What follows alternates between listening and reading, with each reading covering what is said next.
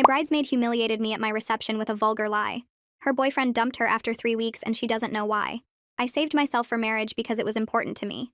I grew up in a faith that valued waiting, and even when I questioned other parts of my upbringing, that value stayed with me. My husband Theo knew from our first serious conversation that I was a virgin and intended to stay that way until my wedding night. He respected that completely. He never pressured me or made me feel strange about my choice. He said he loved me for who I was, and my values were part of that. We dated for 3 years before he proposed. Our wedding was planned for 18 months after that. I wanted everything to be perfect because I'd been dreaming about this day since I was a little girl. I chose every detail carefully. The venue was a garden estate with white roses everywhere. The colors were ivory and soft gold. The food was elegant and the music was tasteful. I wanted my wedding to reflect who I was as a person. Classy, thoughtful, intentional. I asked my childhood friend Gemma to be one of my bridesmaids. We'd known each other since kindergarten, and even though we'd grown apart over the years, I thought including her would honor our history. Gemma had become a different person in adulthood. She partied constantly and made crude jokes and dated a new guy every few weeks. I didn't judge her lifestyle, but we didn't have much in common anymore. Still, I thought she could set that aside for one day to support me. I was wrong. The ceremony was beautiful. Theo cried when he saw me walk down the aisle. We exchanged vows we wrote ourselves, and my grandmother's ring went on my finger. Everything was exactly as I'd imagined. Then the reception started, and Gemma decided to make it about herself. I didn't know about the cake until it was too late. Gemma had arranged for a secondary cake to be brought out during the dessert hour. She told the catering staff it was a surprise from the bridal party. Nobody thought to check with me because bridesmaids do surprises sometimes. The cake was shaped like a male body part. Explicitly. Vulgarly. Unmistakably. It was also dark chocolate, which became relevant when Gemma grabbed the microphone and announced the surprise to the entire reception. She wheeled out the cake herself and said this was her special gift to the bride. Then she said the words, "I will never forget." She said big and black, just like how she likes it. She laughed like it was the funniest thing anyone had ever said. A few people laughed uncomfortably. Most people stared in horror. My grandmother clutched her chest. Theo's parents looked at me with confusion. My mother started crying. My new husband looked at me trying to understand what was happening.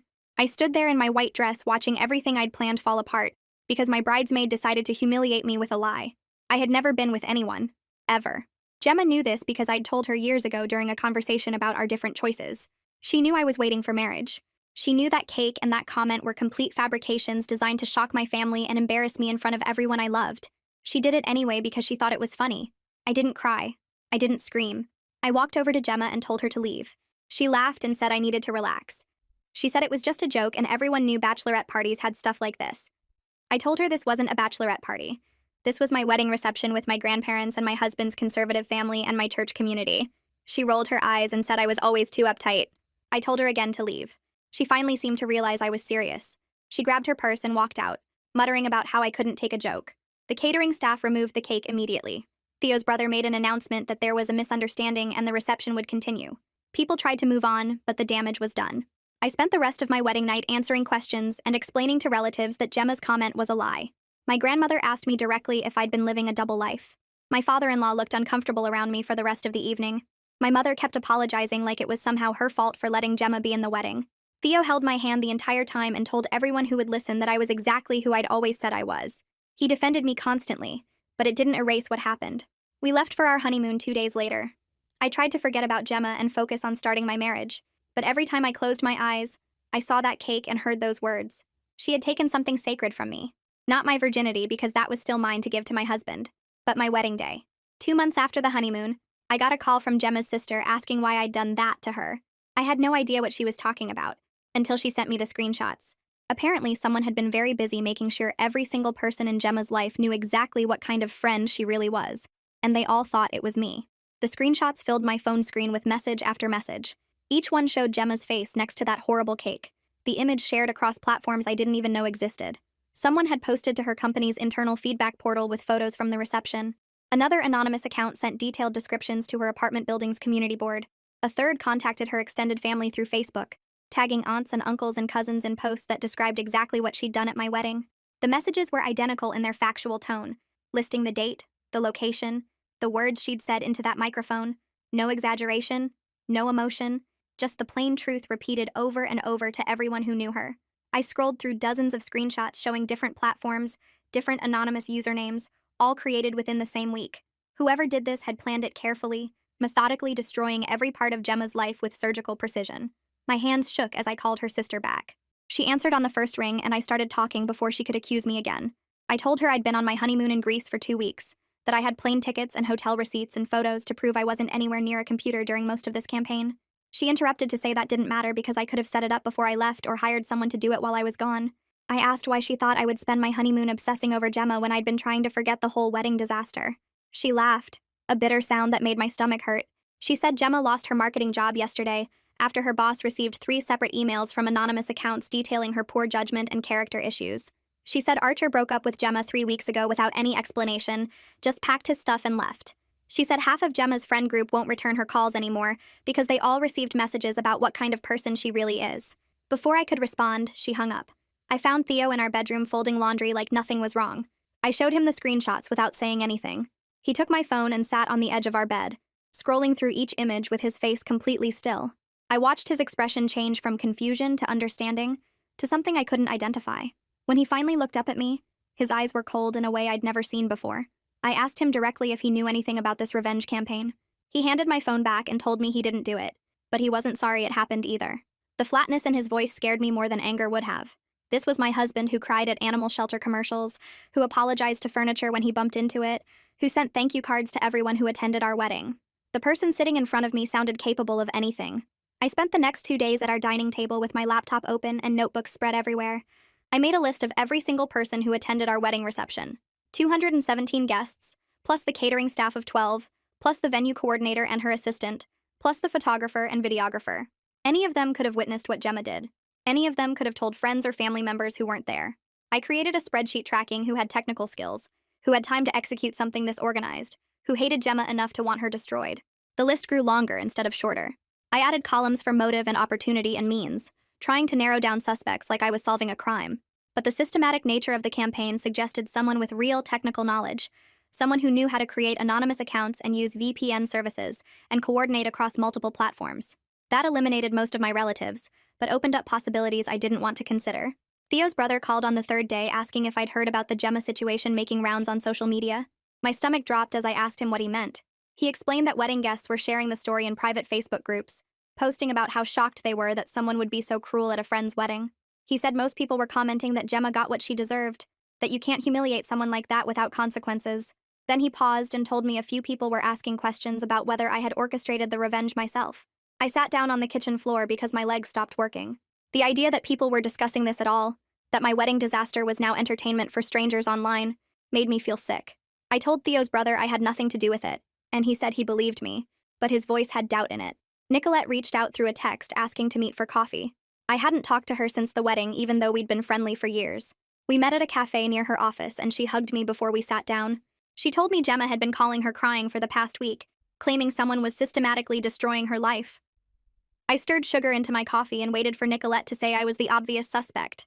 Instead, she described how Gemma lost her job at a marketing firm after her boss received detailed emails about her judgment and character issues.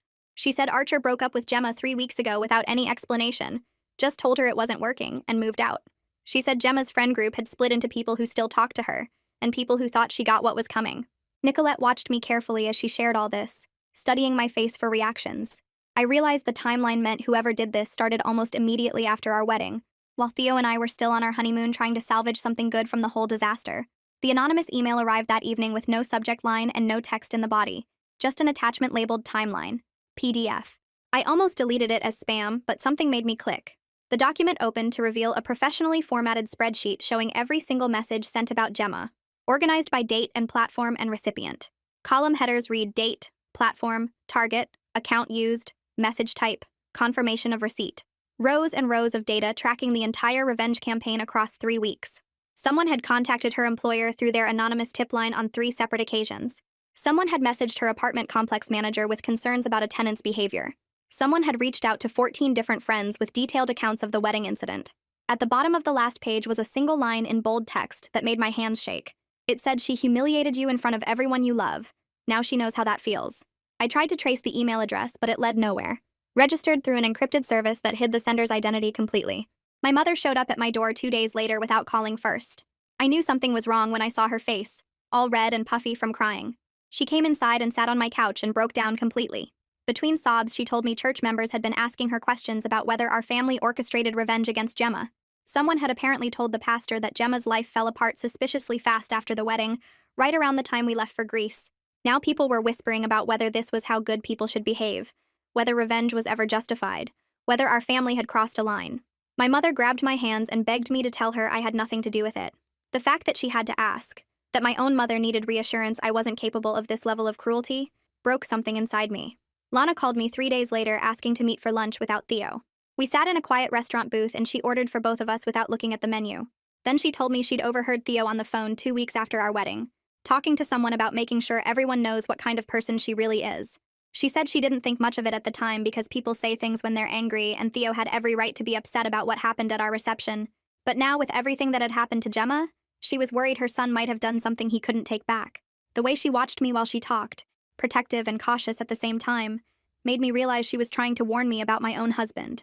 I confronted Theo that night after dinner, telling him exactly what his mother had overheard.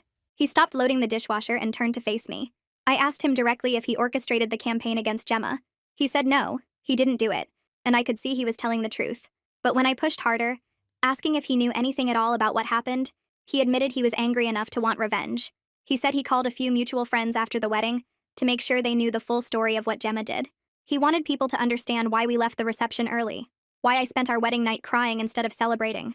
He insisted he only talked to maybe 5 people, just phone calls to explain what really happened. He swore he never contacted Gemma's employer or created anonymous accounts or coordinated any kind of systematic campaign. I wanted to believe him, but the coldness in his voice when he first saw those screenshots kept echoing in my mind. I spent the next 3 days jumping every time the doorbell rang or my phone buzzed.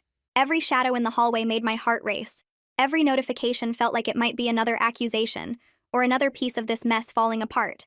Theo kept asking if I was okay, and I kept saying yes, even though I wasn't. The silence from Gemma's side felt like the calm before something worse. On the 4th morning, someone knocked on my door at 7:30. I looked through the peephole and saw her standing there. Gemma looked nothing like the woman who'd wheeled that cake across my reception floor. Her hair hung limp and unwashed around her face. Dark circles sat under her eyes like bruises. She'd lost weight, enough that her clothes hung loose on her frame. She wore sweatpants and a hoodie that looked like she'd slept in them. I opened the door because I didn't know what else to do. She pushed past me into my apartment without asking permission. Her hands shook when she turned to face me. She said I needed to call off whoever I'd sent after her. She said she was sorry for what she did at the wedding and she'd learned her lesson. Her voice cracked on the word lesson like she might cry.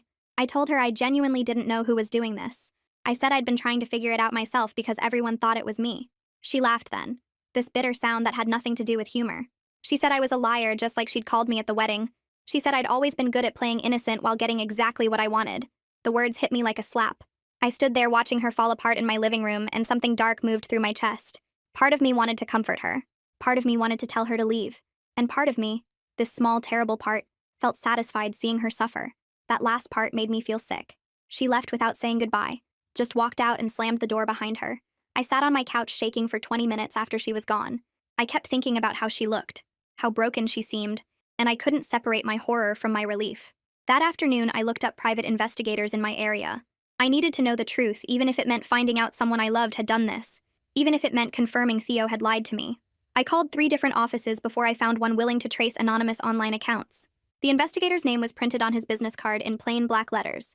He said it would take a few days and cost more than I wanted to spend. I paid the deposit anyway.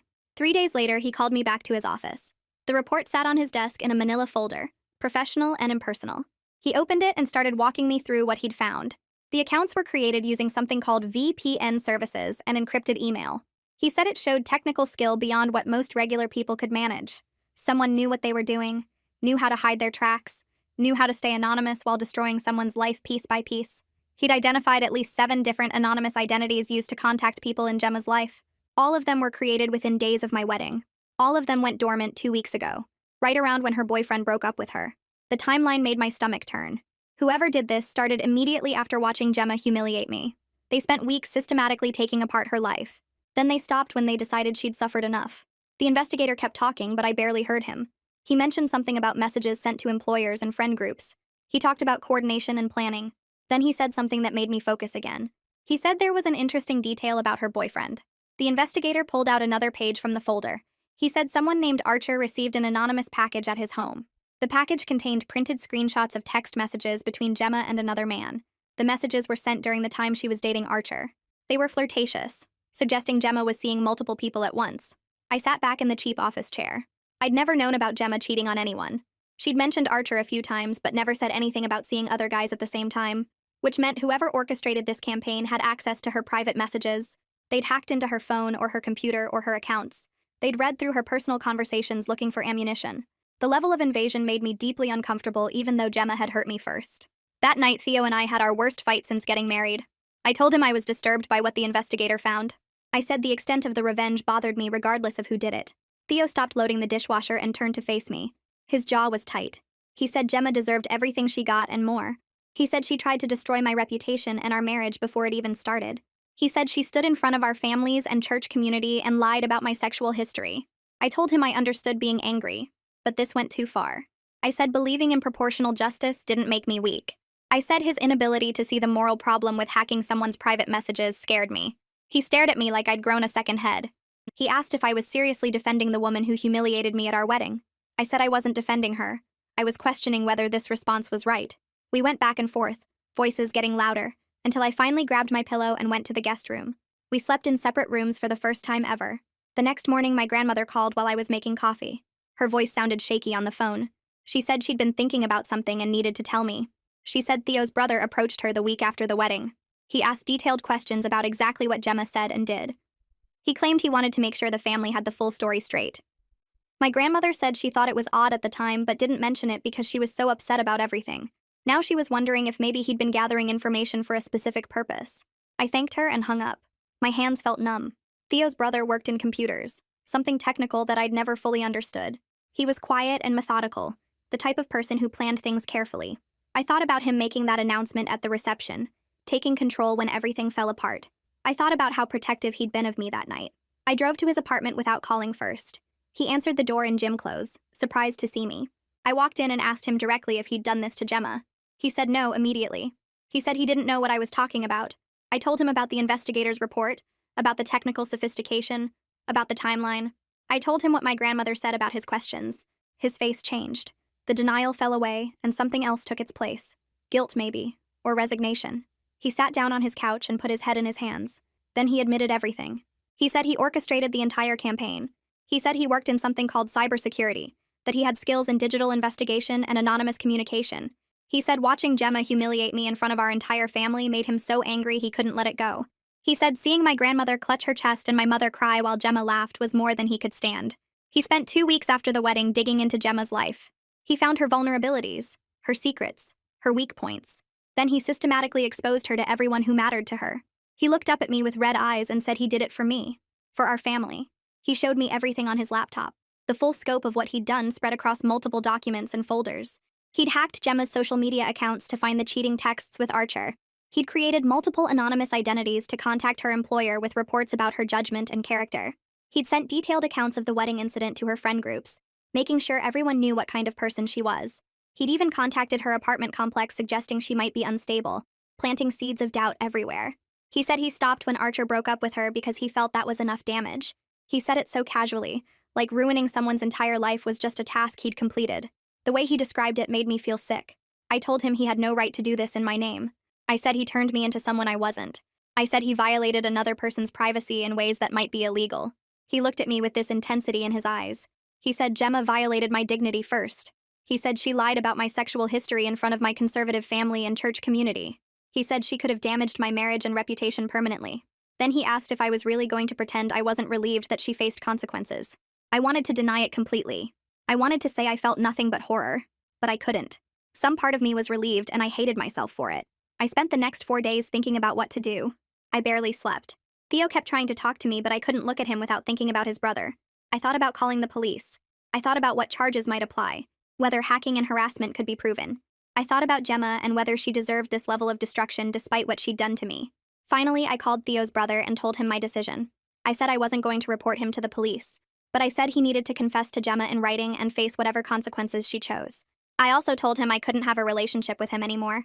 I said I couldn't trust someone who thought this level of violation was acceptable, even if his intentions came from wanting to protect me. Theo overheard the conversation. He came into the room after I hung up and his face was red with anger. He said his brother was protecting our family. He said I was throwing away family loyalty over someone who didn't deserve my concern. He said his brother didn't deserve to be cut off for defending me. The rift between us felt enormous, maybe permanent. 2 days later, I got an email from Gemma. The subject line just said confession. Inside was a forwarded message from Theo's brother. He'd written her a detailed apology explaining his motivations without excusing his actions.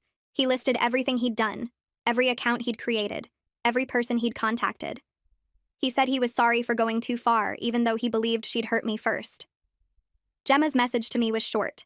She said she wasn't going to press charges because she knew what she did was horrible too. She said we were even now. She said she never wanted to hear from anyone in my family again. The relief I felt was complicated by guilt and sadness. Our childhood friendship was destroyed so thoroughly that nothing remained but ashes and bad memories. The morning after Theo's brother confessed, I told Theo we needed to see a marriage counselor. He didn't want to go at first. He said we could work things out ourselves and that bringing in a stranger felt like giving up. I told him I wasn't giving up, but I couldn't keep having the same fight where we talked past each other without understanding why we saw things so differently. He finally agreed, but I could tell he thought it was unnecessary. Our first session was awkward and tense. The counselor was a woman in her 50s who specialized in helping newlyweds navigate conflict. She asked us to each explain what brought us in, and Theo went first. He talked about how his brother had defended me when someone hurt me badly, and how I was punishing his family for protecting me. I sat there listening to him frame it like I was being ungrateful instead of concerned about the methods used. When it was my turn, I explained what his brother had actually done.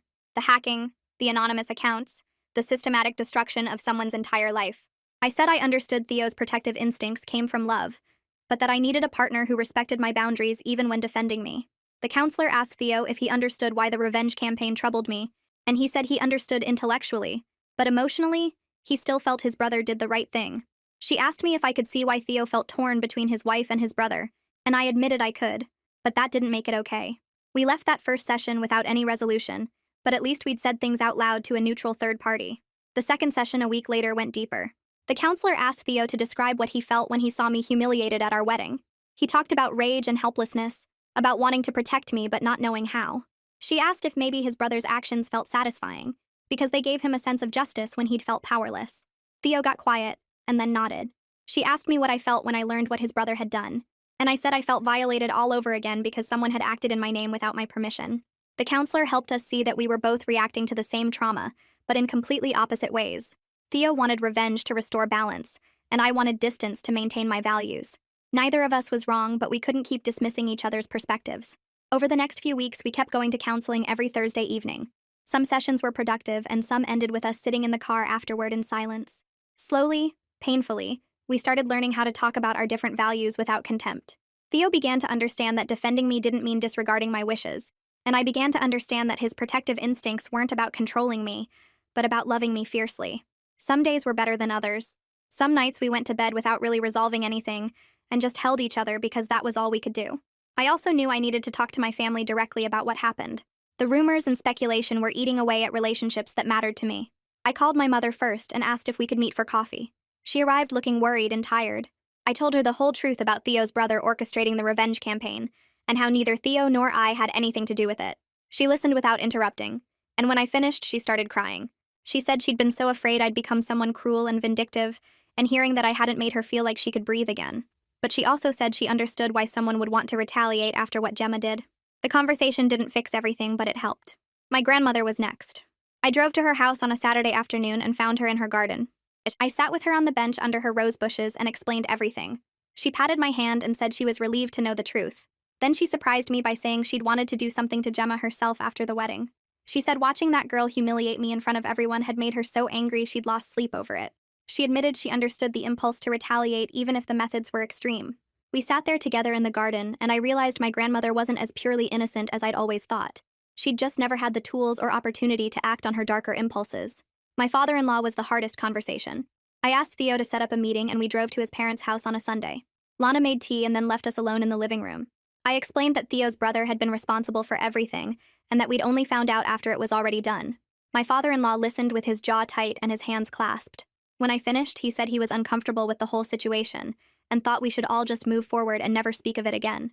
He didn't ask questions or want details. He just wanted it buried. I understood that was his way of coping, but it felt incomplete. Still, I'd done what I could to establish honesty, even if it didn't lead to full reconciliation. 3 months after my wedding, I was still processing everything. I'd wake up some mornings and think about Gemma and feel nothing but anger. Other days, I'd remember our childhood friendship and feel sad about how thoroughly it had been destroyed. I'd learned things about myself I hadn't wanted to know. I I was capable of darker feelings than I'd admitted. Relief and horror could exist in the same moment. My values around forgiveness were more complicated in practice than in theory. I hadn't orchestrated what happened to Gemma, but I couldn't pretend I was entirely sorry it did. That moral uncertainty was something I'd have to live with. I couldn't be the person who said revenge was always wrong when part of me felt satisfied by what happened. I also couldn't be the person who endorsed what Theo's brother did when it violated everything I believed about human dignity. I existed somewhere in the messy middle, and that was uncomfortable but honest. Theo and I were finding our way to a new normal. We'd set boundaries with his brother after he confessed to Gemma. We still saw him at family gatherings, but kept things civil and distant. Theo had accepted that I couldn't have a close relationship with someone who'd acted that way regardless of his intentions. We'd also agreed that any future conflicts would be handled together before anyone else got involved. No more family members taking justice into their own hands. My wedding day could never be reclaimed. Some family relationships remained awkward. My father-in-law still looked uncomfortable around me sometimes, and I knew he associated me with drama and scandal now. My grandmother asked fewer questions about my life because she didn't want to hear anything else upsetting. My mother worried constantly that something else would go wrong. But I was learning that real life didn't offer clean endings or perfect resolutions. Sometimes you just had to accept that messy and imperfect was the best you were going to get, and find a way to build something good anyway. Theo and I were building that good thing slowly. We were learning each other's boundaries and triggers. We were practicing talking through disagreements before they became fights. We were choosing each other even when it was hard. That wasn't the fairy tale I'd imagined when I was planning my perfect wedding, but it was real, and it was ours.